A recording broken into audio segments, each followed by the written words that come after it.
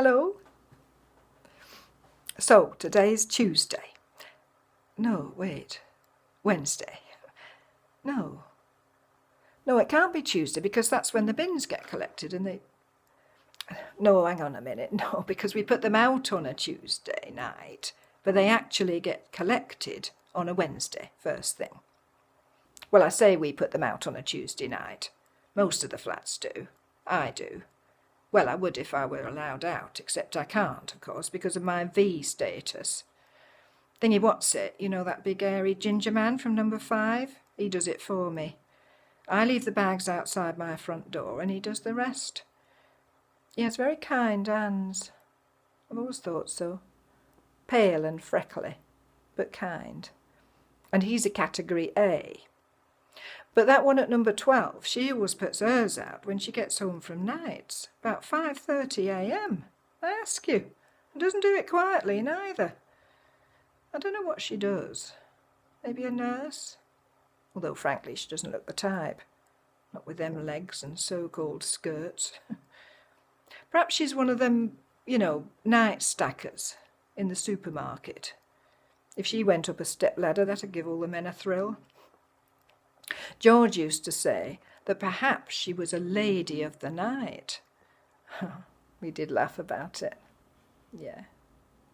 Of course, all the bins and whatnot are a bit skew-whiff at the moment, what with the lockdown and all this society distancing thing. So if her at number 12 was a lady of the night, well, I suppose she must be laid off. Literally. See what I did there? I wonder whether she can claim government allowance. Well, anyway, I'm just going to make this little film by way of trying to keep in touch. I know how busy you are with, well, you know, everything. Never nothing to do, like George used to say. Reminds me of when George used to call me his rock. Remember that? You're my rock, he used to say. Because I've always been a talker. I've always been an helper. I've always been in charge of the family. I was the rock. I was the one who found the thing that had been lost, made the meals, made the beds, made the tea, made love. Back in the day. And always busy. So that's what George used to say. Never nothing to do. Except now, well, I've done my spring cleaning, had a good old clear out. The flat's spotless. Washing and ironing's up to date. No letters to write. No one to talk to. No one. At first I had loads of calls and whatnot, but lately I've done all my puzzle books and jigsaws, even that one of the red setter against the rust-coloured rug, which I'd given up on several times before. Took me days, but I did it. So for once, well, there really is nothing to do. I've read and read. I'm bored with books and the telly.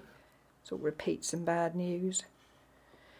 Anyway, unlike me, I know you do have things to do. Expect that's why you haven't returned my calls. So I thought I'd do a little video thingy, and if I can work it all out, I'll send it to you. Maybe you and the boys could send me something back, if you're not too busy. I don't want to be a nuisance. Anyway, I'm fine, really. Her next door has been doing the shopping for me. Not her with the hair and the boobs. She won't even give me the time of day. No, the one on the other side. Her with the teeth. Anyway, she's a category A, so she can go about her business. Funny that, isn't it? Ironic. Category A for antibodies. Means she's had it. She's got the badge to wear and the sign in the window and everything. But category A, isn't that what they used to call people in prison who were really bad and couldn't ever get out? Yeah, that's irony for you. She's my local authority allocated A to V buddy. She doesn't come in, of course. I leave a list out and she leaves the bags outside, after they've been through decontamination, of course, and then she beats a hasty retreat. Still, I'm grateful to her. I mean, she's had a hard life, and I don't want to be a nuisance or anything. Me, I'm still a category V. Vulnerable. You know, because of my age and that do I had with, well, you know, the treatment.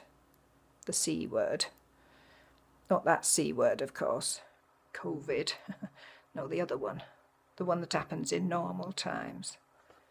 It's been, what, 7 months now? The COVID thing, that is. Frankly, I can't believe that I didn't get it when George... Well, of course, they whisked him off so quick. And I couldn't visit or anything. He were one of the first. 7 months. I miss him. I do. And not setting foot outside the flat in all that time, well, it gets to you after a while. I mean, 7 months. And I don't much care for having the V sign on my door neither, as if it were me who had the plague, when in fact it's exactly the opposite. But what can you do? It's the law. Better than being an H, though, like her at number 12. You know, the ones who haven't had it yet, but they want to get it, just mildly. H for herd. I ask you. Rude. Still, I'm keeping cheerful, as you can see. Very happy, really. Nothing to complain about. I hope you're okay. Please let me know. But only if you're not too busy. I don't want to be a nuisance or anything. But you see... Well, you see, here's the thing. I feel like I'm becoming invisible. Disappearing. Yes, I was the rock, and well, I'm still a rock, I suppose, though somehow diminished, perhaps.